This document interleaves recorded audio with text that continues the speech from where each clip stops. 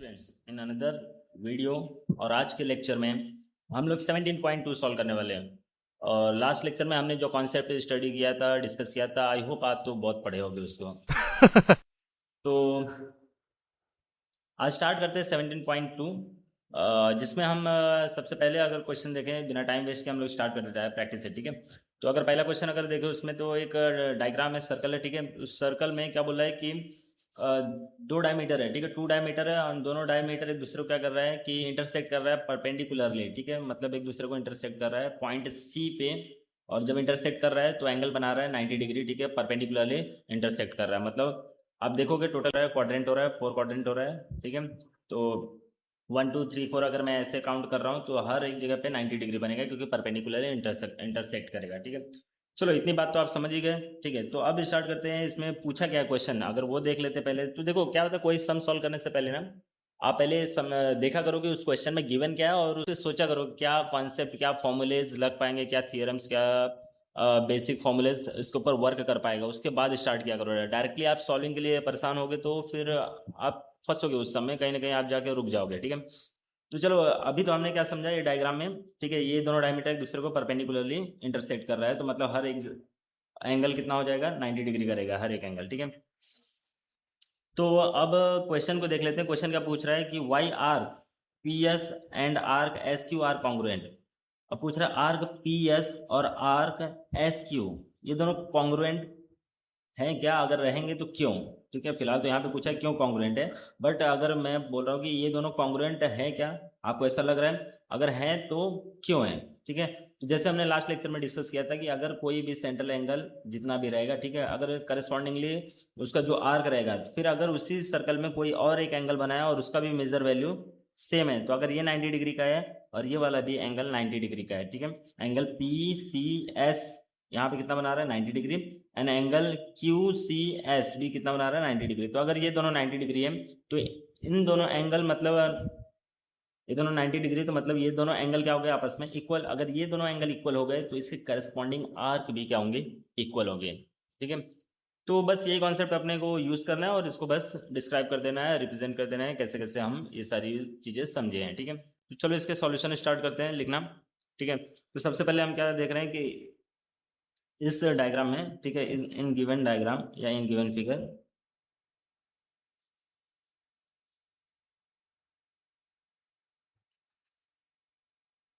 इसमें diameter P Q and R S,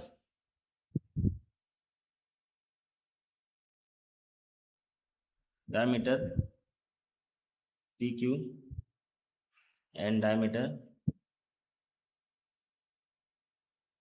R S intersect perpendicularly, intersect each other at point C, ठीक है। Diameter P Q and diameter R S intersect each other at point C perpendicularly, ठीक है।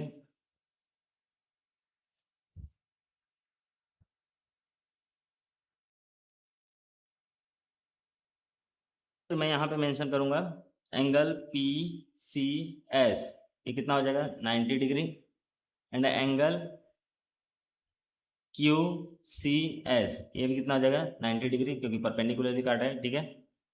ये किस वजह से हुआ, बाय गिवन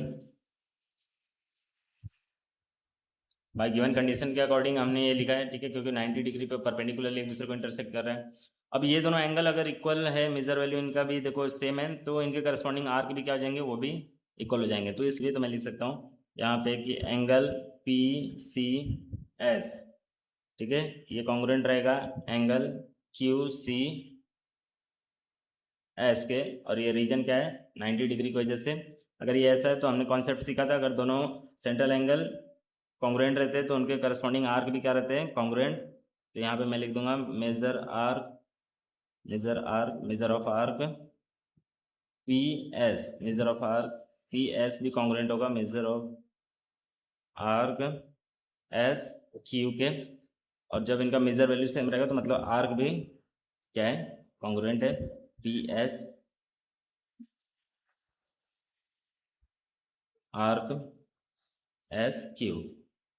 यहाँ पे रीजन हम चाहे तो लिख सकते हैं। रीजन क्या लिखेंगे, ठीक है, जो हमने सीखा था कॉन्सेप्ट में वो लिख देंगे। करो सेकंड पार्ट है क्वेश्चन नंबर 1 का सॉल्व करते हैं, जिसमें अगर देखेंगे तो क्या पूछा हुआ है कि write other arc which are congruent to arc P S. ठीक है, मतलब कि हमें आर्क पी एस के कॉन्ग्रुएंट में और कौन कौन से आर्क हो सकते हैं इस डायग्राम में, वो भी पता करके हमें बताना है, जो कि क्वेश्चन नंबर 1 का सेकेंड क्वेश्चन है, उसी में 2 क्वेश्चन पूछा हुआ है। ठीक है, नाउ अब हम इसके सेकेंड पार्ट को सॉल्व करते हैं। तो जो डायमीटर है दोनों एक दूसरे पे परपेंडिकुलर है, तो इसकी वजह से यहाँ पे जितने भी एंगल बन रहे हैं सब 90 डिग्री के बन रहे हैं। तो हम लोग लिख देंगे सबसे पहले कि सारे के सारे एंगल आपस में क्या है, कॉन्ग्रुएंट है, क्योंकि सबके सब क्या है 90 डिग्री है। तो डायग्राम अगर ध्यान से ऑब्जर्व करोगे तो तुम्हें दिखेगा कि एंगल पी सी एस, ठीक है, ये कॉन्ग्रुएंट है एंगल एस सी क्यू के, और ये कॉन्ग्रुएंट है एंगल क्यू सी आर के,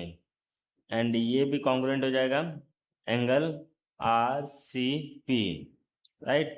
और सब के सब एंगल इस सर्कल में आपस में कॉन्ग्रुएंट हो जाएंगे, क्योंकि सब के सब 90 डिग्री फॉर्म कर रहे हैं।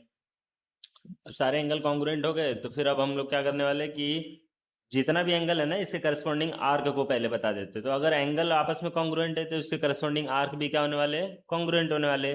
तो मैं सबसे पहले तो करस्पॉन्डिंग आर्क उसका लिख देता हूँ सब, ठीक है। तो एंगल पी सी एस, इसका मेजर वैल्यू जितना रहने वाला है वो कॉन्ग्रुएंट रहेगा इसका करस्पॉन्डिंग आर्क। तो इसका करस्पॉन्डिंग आर्क क्या हो जाएगा, एंगल पी सी एस का पी एस हो जाएगा। तो measure of arc P S, right. Similarly measure of angle S C Q, इसका हो जाएगा corresponding arc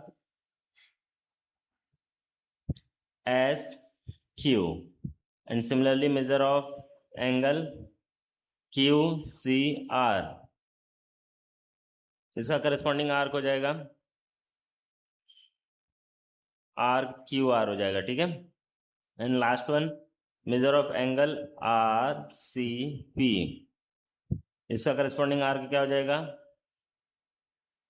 major of arc R P, ठीक है। तो ये सारे के सारे करस्पॉन्डिंग आर्क हो जाएंगे, ठीक है।